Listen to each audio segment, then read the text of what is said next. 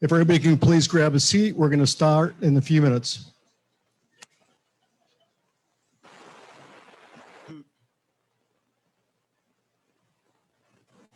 Just grab a seat wherever you like.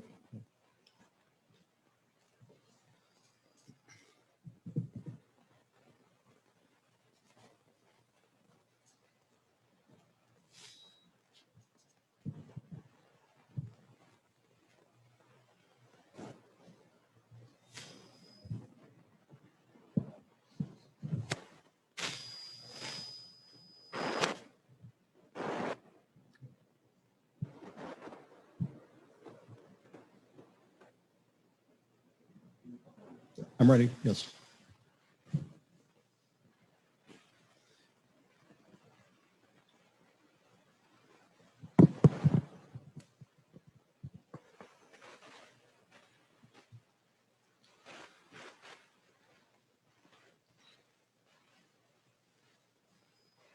Good. Ready? Okay. Hi, good evening, everyone. I'd love to be here talking to you about football season or even the holiday season, but I get to talk to you today about the hurricane season. And it's something that we all have to, living here in South Florida, prepare for every single year. I'd like to start by saying that on behalf of the village, the commission, administration, our police department, and various other departments, thank you for taking the time to attend our workshop, either in person or virtually. For those present here tonight, please make sure to sign our attendance roster so we can keep track of who was here and who got the information. We have informational packages for anybody that would like it. Our goal this evening is to provide our community with the important information that will assist everyone in preparing for this year's hurricane season, which, as you probably know, officially kicked off yesterday. Last year was a record-breaking year with a number of hurricane-related storms, and we here in South Florida were very lucky to not be seriously impacted by any one of those storms. Although we can't do anything about where a hurricane is going to make landfall, there are steps that we can all take to ensure appropriate action and minimize our risks if one does come our way. Before I continue, I'd like to just recognize a few folks that are either here or on Zoom, and that is our Mayor, Brent Latham, Vice Mayor Marvin Wilmoth. Present here today is Commissioner Dr. Richard Trevoni. Also virtually is Commissioner Juliana Strout and Commissioner Rachel Streitfeld. Administration-wise, our manager, Ralph Rosado, our deputy manager, Carla Gomez. Public Works Director present here today is Marlon Laban. Public Works Superintendent, Megan Cook. Communications Director, Helen Roldan. Also present is Deputy Chief Sam Bihar, Police Lieutenant Brian Collins, Code Enforcement Director Orlando Rodriguez, our Neighborhood Resource Officer, Jessica Polanco, and Executive Assistant Anna Gonzalez. Thank you all for being here. And also the person that put this together is our IT guru, and that is Johnny Saavedra. Thank you. In preparation for this hurricane season, the village has actively engaged with strategic planning and information gathering as part of our coordinated efforts. These efforts include individual departmental meetings and preparations that each division or each department within the village that's doing their staffing plans, operational plans, getting supplies and equipment ready, staging areas, communication, all these logistic areas are being addressed. 2, collaborative administrative meetings and preparations. On top of our individual departments, we also work as a village to make sure that everybody knows what everybody's responsibility is if we do have a major storm. And there's obviously 3 phases to the storm. That is pre-storm, and that's the preparation phase. That's landfall, kind of hunkering down phase, and then post-storm recovery phase that we all have to take specific action. Next, we have the regional emergency operations meetings. For us, that's with the Miami-Dade County EOC and the North Miami Beach Emergency Operations Center. We actually have a mock activation scheduled for next week, and Lieutenant Collins will be attending that. We also have various regional disaster preparation and response meetings, and that includes the Officer of Emergency Management. And finally, we also have a Florida International University hurricane briefing that's going to be held tomorrow, and that is sponsored by Commissioner Sally Hayman of Miami-Dade County. It should be noted that the informational materials that we have here today for the village and the community have been collected at the various meetings we've attended. This is the up-to-date materials that are available right now through the county, and certainly here at the village, we want to make it readily accessible. The intended objectives of our proactive planning and outreach efforts are ultimately to ensure that the village and the community will do the following: be prepared and proactive. In doing so, you have your hurricane kits ready, you have your emergency supplies, evacuation items, any ADA or special needs registration through the county, and also know what to expect and do before, during, and after the storm. We also want you to be well informed and to be smart. So we want to make sure you know that if something is coming our way and we got to respond, that you contact the village. We have Everbridge messaging that's going to be going on. We have website and social media messaging where we will be getting information out to you.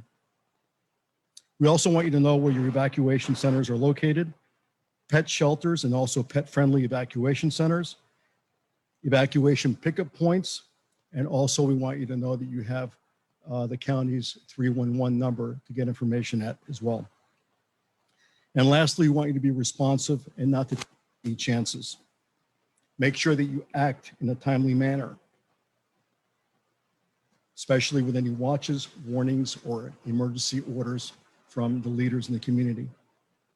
Use all the information that's provided to your advantage, and certainly don't wait until the last minute to act. Start preparing early. As part of our planning and preparation efforts for the 2021 hurricane season, we asked WSVN to once again be gracious enough to partner with us in our community outreach efforts. And we are lucky enough to have a friend of ours who's been here on multiple occasions, year after year, to do his presentation and talk about what the upcoming season is looking like, and certainly give a lot of tips and information on your preparation efforts and what you should be aware of. So without further ado, I'm going to ask our colleague, WSVN, Brent Cameron, to please come up and say a few words.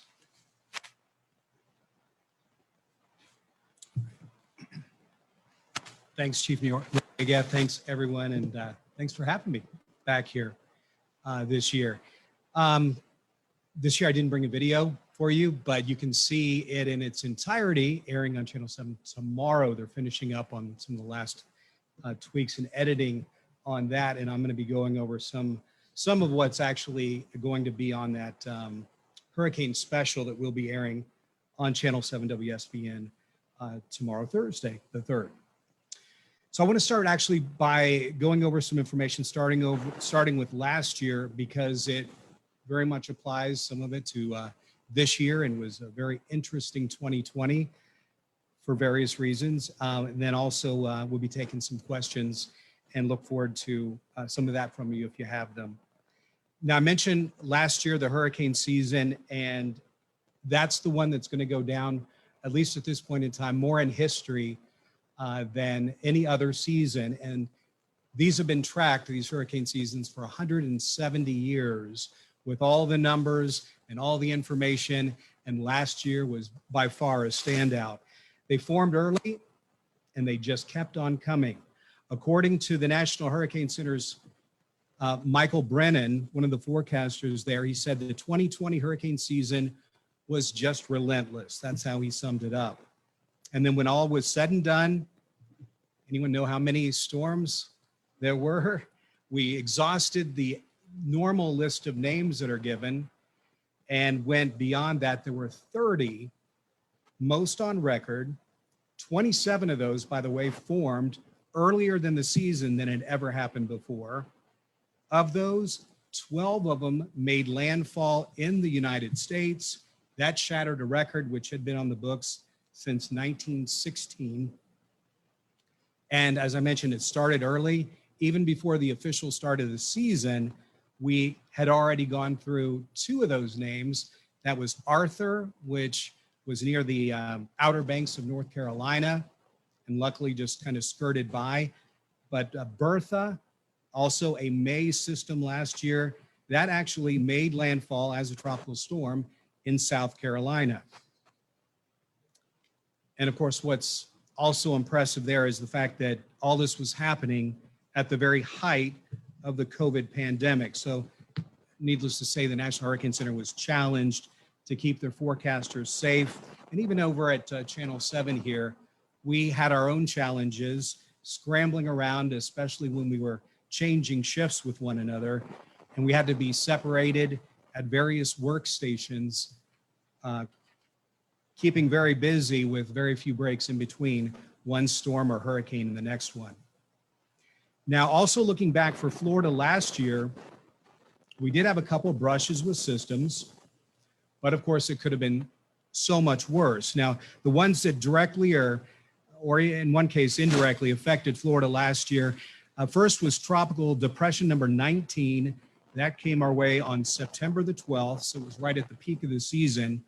And that eventually became Tropical Storm Sally in the Gulf of Mexico. And then after that, not too long, there was the hurricane that was the hardest to pronounce all of last year, especially for me. And that was, and I still have to look at the pronunciation of this one. I had such difficulty with Isaias. And that was the one that hit the Northwest Bahamas. It got dangerously close to our coast back in early August, August the 2nd, and then just kind of paralleled the coast of Florida and continued to move northward. Also last year, late in the season, there was Tropical Storm Eta, which crossed the Florida Keys. Still with last year's season, by October, the National Hurricane Center had gone through all the list of names, I've mentioned to you before. A lot of times people wonder where these names come from and who decides and why some of them pop up again and some of them are retired. Those are decided by a board of people every 6 years. And if they're not retired, we sort of recycle those names. So that's why every 6 years you may see or hear some familiar names. All those names got used. And so the National Hurricane Center had to resort to, which had only been done once before, the Greek alphabet.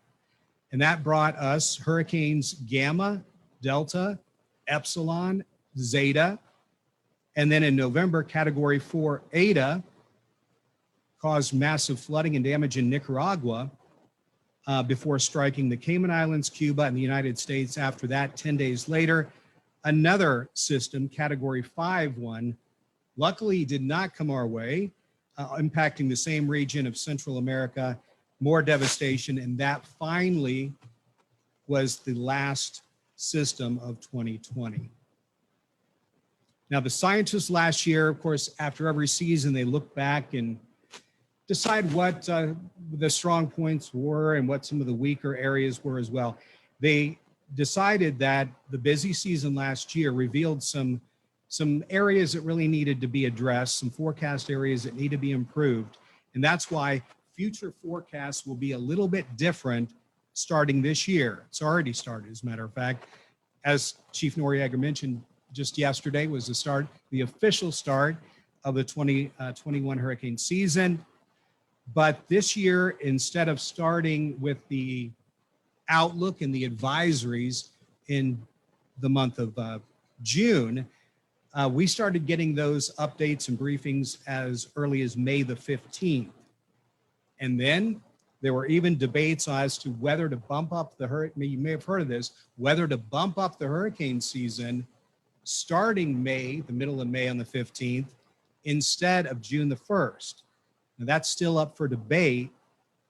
And by the way, the director of the National Hurricane Center, Ken Graham, has set up an international committee to really look at that issue to see if it's needed. And part of the reason is that 7 years in a row, including this one already, we have had a system developed prior to the official start.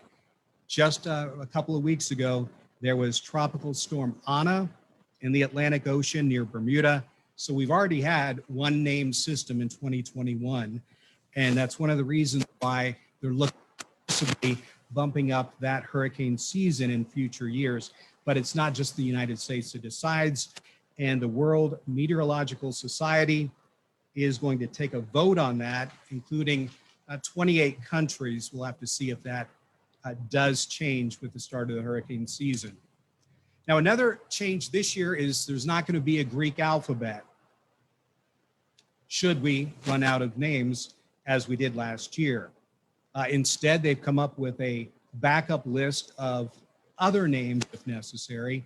And the reason there is they say it brought a lot of confusion last year. A lot of countries, especially in the Caribbean, had some issues with some of those Greek names and said that a lot of them sounded too similar. And there was so many happening one after another that it was really recommended to come up with names not of the Greek alphabet. So now we turn our attention to something else, and that's evacuations. And this, I was mentioning to the chief a little while ago, this is a little different than previous years when we have basically, if a system is approaching South Florida, better to evacuate, get out of harm's way, definitely do that. In this case, they're not necessarily advising that. As a matter of fact, according to the National Hurricane Center and emergency officials, and this almost sounds surprising, they say don't evacuate unless you have to. There's a good reason for it. This advice follows a tragic event that happened last year when 23 elderly nursing home patients were trapped in a burning bus in Houston when there was an explosion. Basically what happened, the bus overheated on an interstate out of Texas, and that was after being stuck in traffic for many, many hours. All the roads leading out of Houston in that area that was being evacuated were just packed for days, as more than 1 million people tried to get out of the storm's path. And that was Hurricane Rita, by the way. In total, they decided, or they did come up with a number of 104 people ended up dying in some way from that evacuation. And because of that, this year and from here on out, the idea is to wait until there's official word and a real reason to evacuate. Some of you may remember Hurricane Irma 2017. That was the massive Cat 5 hurricane heading for South Florida. In that case, almost 7 million people were ordered to get away from the coast. And it's gridlock all the way to Central Florida as people fled from the south. So the takeaway there, too many cars can cause problems on the road. And rather than putting those lives at risk, pay attention to what local officials say and listen and wait until that time in which you might be asked to evacuate. Finally, please take time, as we have said year after year, to know the county evacuation map, to see if you're in a zone which could be ordered to leave. And I know that was one of the main messages from a couple of years ago from the National Hurricane Center when they assigned the different zones. North Bay Village haven't changed. It's still Zone B, as I understand. So that would be the one that you pay most attention to. Okay, now I want to talk about preparation for the season. Our chief, Bill Farrow, likes to remind people that they might want to spend time, the same kind of time they spend maybe for a hurricane season. What he means by that, he often explains around talking to different groups that we spend so much time getting ready for things like Thanksgiving or Christmas or any big holiday, Sometimes it might be weeks, sometimes it might be months. Meanwhile, the hurricane season that we have, as you know, it lasts 6 entire months as of now, might even be longer, and that's 183 days. So the goal here might be to devote one day, that's all it would really take, to just take one day to focus on your personal hurricane plans and get supplies. It'll be well worth your time and investment. You'll have a plan in place so you won't be scrambling or caught off guard if and when something comes our way. And we all know, living in South Florida, almost every season we at least have 1 or 2 scares. Times we get luckier than others, but we have events that make it worth having these supplies already. And if you've ever been through it, you know, with a tropical system, it's a very stressful thing. You may not be thinking clearly in the moment. So this would be the time before you're in any kind of a danger or any kind of a stressful thing to get those plans in place. Remember, the lines happens every time. The people that don't prepare, the lines at Publix, the lines at Home Depot, the lines at the gas station, sometimes there's gas shortages, the lines at ATM machines, a lot of that stuff you can get ahead of time and really take the season into stride. So a lot of that can be done within one day. And that also would include, of course, getting important papers that you want. Make sure you have those waterproofed and ready to go. All your medications, those need to be with you and ready. And also know what you're going to do with your pets. Chief Noriega mentioned that some of them have pet-friendly evacuation shelters. Some of them may not. So make sure you know what to do with your pet in that instance. All right, next up, history tells us some things we can learn as we start thinking about the future. That includes 80% of fatalities from tropical systems. You know what that comes from? Actually comes from the water. So you have to protect yourself from the storm surge. You hear that quite often, and get out of harm's way. You'll have decisions to make, some that you can't necessarily know early or where to go. Sometimes you may think that simply going inland may help as you're getting away from the water, but keep in mind that's also something that has to be determined with the path of the storm. And the other thing you can do in thinking ahead for the season is prepare at least to have an idea in mind where you might go, potentially with family or with friends in different places in order to leave South Florida.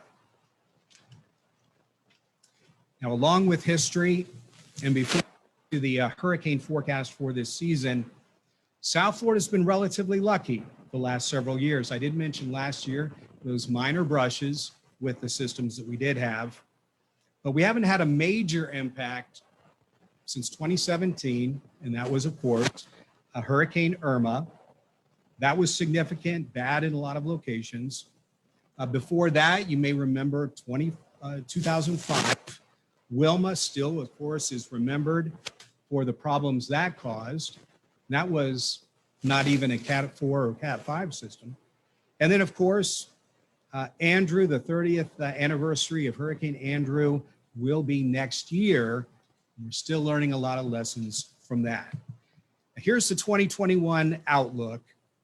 And this was released by NOAA, the branch of the National Hurricane Center, just within the last 1 to 2 weeks. A lot of numbers here, but you'll get the idea. 60% chance of an above average season and a 30% chance of a near average year. So what does that mean? Probably is going to go down as another active year, but luckily, fortunately, not as insanely busy as 2020 of last year. Now, in preparing the forecast, they looked at several factors, including water temperature. This year, those water temperatures are warmer than usual, and that kind of helps get those tropical systems stirring. More available moisture, that also is a big factor. when it comes to development of a tropical system, and weaker trade winds this year, which might have some very slow-moving storm systems. Now, the actual forecast, besides giving you that general number of an above average season, they do give us a range of what to expect in terms of how many systems. As I mentioned, last year was 30. An average season is 14. This year, they offer a range, and that range is from 13 to 20 for the season in terms of number of tropical systems. Of those, 6 to 10 would become hurricanes with the forecast. 7 is the average number. And 3 to 5 of those could be a major hurricane, which is a Category 3 system or stronger. Now, I'm reminded of a quote from someone a lot of you will remember, or still around, but just not on the airways or at the Hurricane Center. The former director, Max Mayfield, famously would say year after year that it only takes one, meaning one hurricane, to make for a bad season. And that's an important part, because if it does head here to South Florida or impacts you, your neighborhood, your family, that's going to obviously go down as a bad year for you and for all of us. Now, I have some other things that I could go over, but I want to see if it might be a good time to see if there's any questions that I might be able to answer from anyone.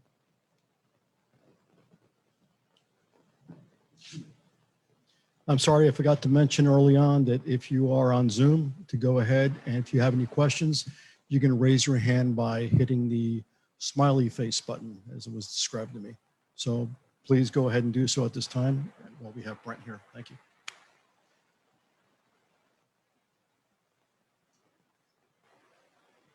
And while those may or may not be coming in, I'll do that shameless plug once again for Channel 7.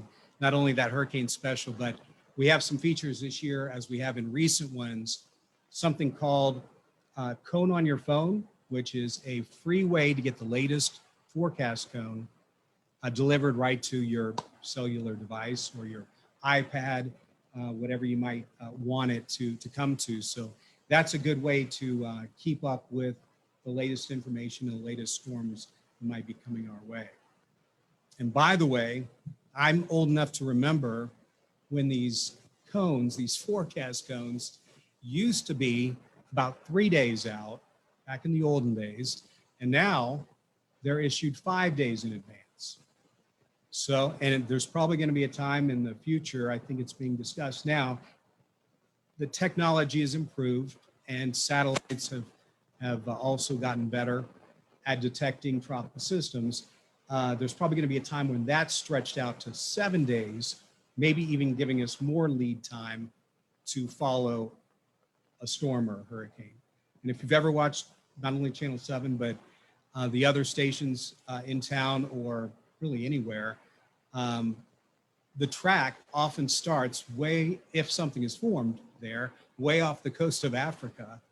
And sometimes from that point all the way across the Atlantic, if that is the path of a system, we're giving up-to-date updates all the time based on the latest information if something's getting stronger. So really isn't too much of an excuse that you haven't heard unless you just aren't paying attention to it.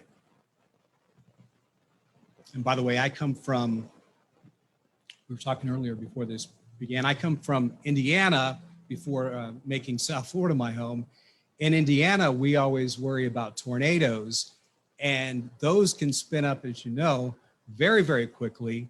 Your lead time may be minutes, not days or weeks like we have here in South Florida sometimes.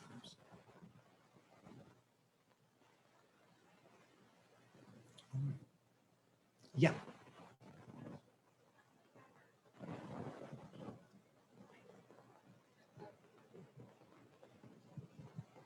So once we have our gas, okay, where's the best place that you recommend we store the gas containers that are full of gas? I'll tell you, I'm not an expert on that. I don't have a generator. A lot of people do, so I might have to defer that answer. But in terms of storage, I would say just a cool, dark place away from anything flammable. Well ventilated, good words there, yeah. But that is a good thing to get if you have a generator and you want to make sure that you're not going to deal with the lines or a shortage, to have that ahead of time if possible. All right, that might be it. Any last takers? Well, you can always let us know. I'm going to give you my email, okay?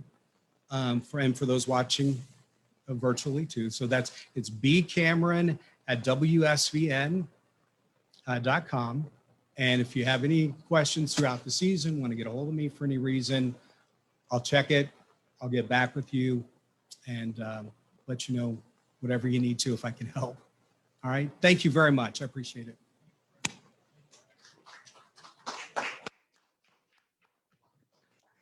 Thank you, Brent. Really appreciate that. Great information and certainly great advice. My biggest takeaway from listening to Brent is preparation is key, essential, monumental, and obviously do not become complacent. Just because we haven't been struck by a storm recently doesn't mean that it's always a potential threat, and we need to be prepared. Without any further ado here, we've got our Public Works Director in the audience, Marlon Levon, and he is going to talk about a few things that our Public Works Department is going to be doing in preparation for the hurricane season.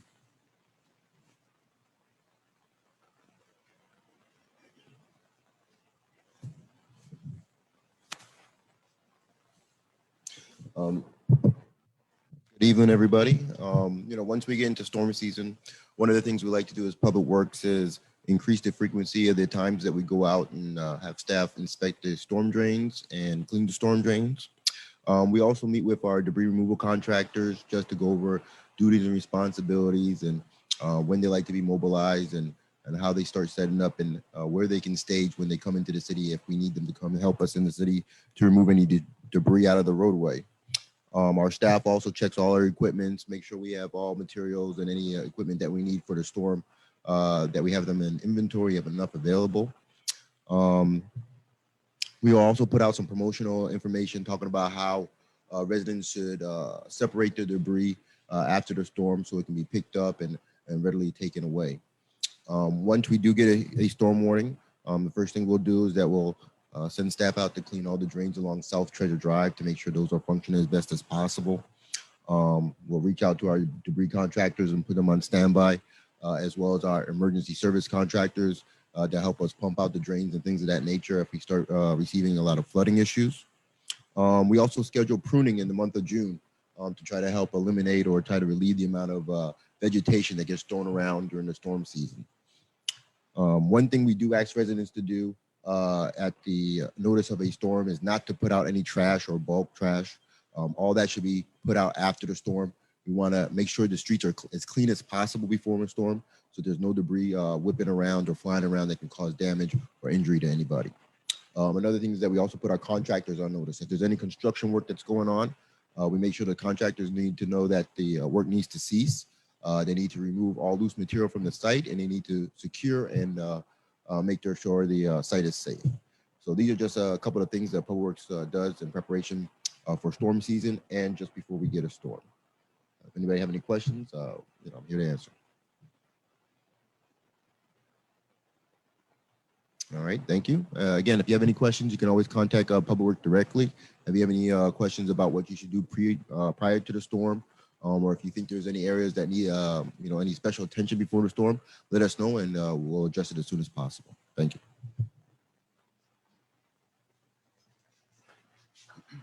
Thank you, Marlon. We have one more speaker tonight, and that's going to be our Code Enforcement Director, Orlando Rodriguez, who's going to talk about what code enforcement is going to be doing in preparation for a storm or any part during or after a storm.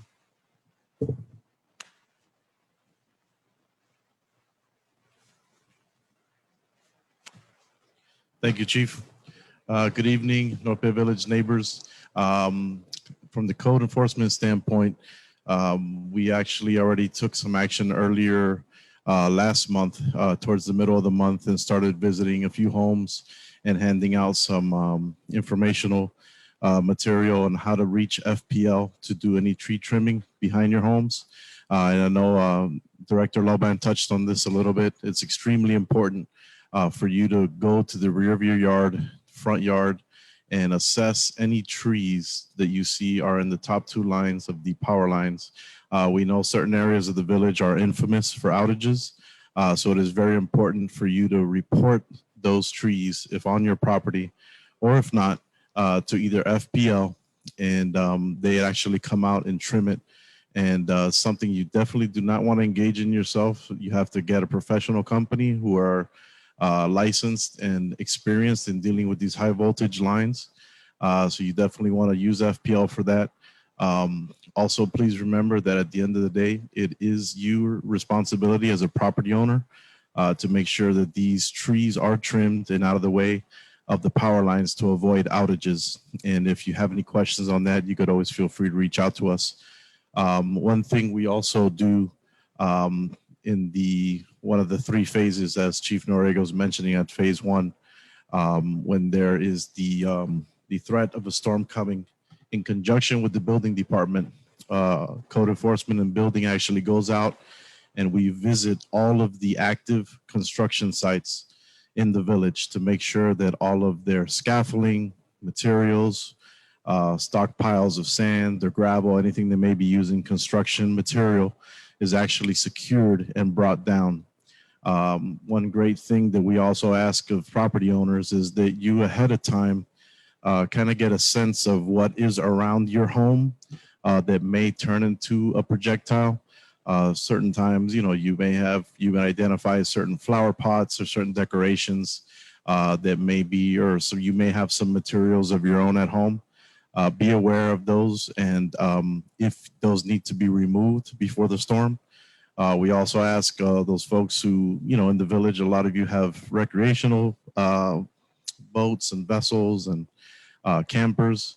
Those also have to be secured as well, as those could, easily move around during a heavy weather event. A good tip for those is a lot of times is to decompress some of the tires. And so it's a little lower to the ground so they don't move, as well as strapping them to the ground. If you want to report any of these items ever to the code department, you could always email us as the word code, CODE, at nbvillage.com. And we'll be happy to answer any questions you have. Thank you.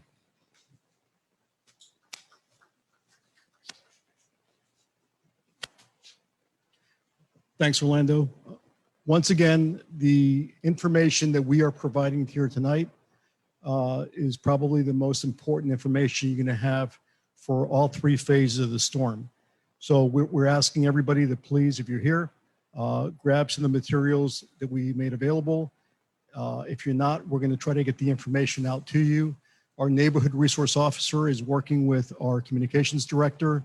We are going to be producing hang tags that will be delivered and to every single family home. So those hang tags are going to provide you with the essentials on the things that you need to do and the people you need to contact to get more information. I can't stress enough how important it is to get your information from these materials, to go to our website, to register with our Everbridge so you can receive notifications. Communication is essential. You're going to have, once again, all the information you need on preparation, evacuation centers, evacuation routes, things for your animals, if you have them. We want to make sure that you have all the information at your fingertips. We're very proactive, and we want to make sure that this community is as safe as possible. Again, I want to thank Brent Cameron, for coming out here and providing us with such great information. We look forward to the video that's going to be provided by WSVN. We want to urge everybody to start getting ready as soon as possible. Don't find yourself in those lines and those long waiting periods when things are not as available as they are right now. So please take care of yourselves, take care of your families and loved ones. I want to thank my staff. I want to thank the departments here, our commissioners and mayor and vice mayor, Commissioner Schiavone, Dr. Schiavone, thank you for being here. Everybody's working hard in this village to make sure that things are done in a very timely and very proactive fashion. On behalf again of my boss, Dr. Rosado, Carla Gomez, Deputy Manager, thank you again for being here today or on virtual Zoom to get this information. We want to make sure that you have everything available at your disposal to do whatever you need to do for this upcoming hurricane season. Thank you very much and have a good evening.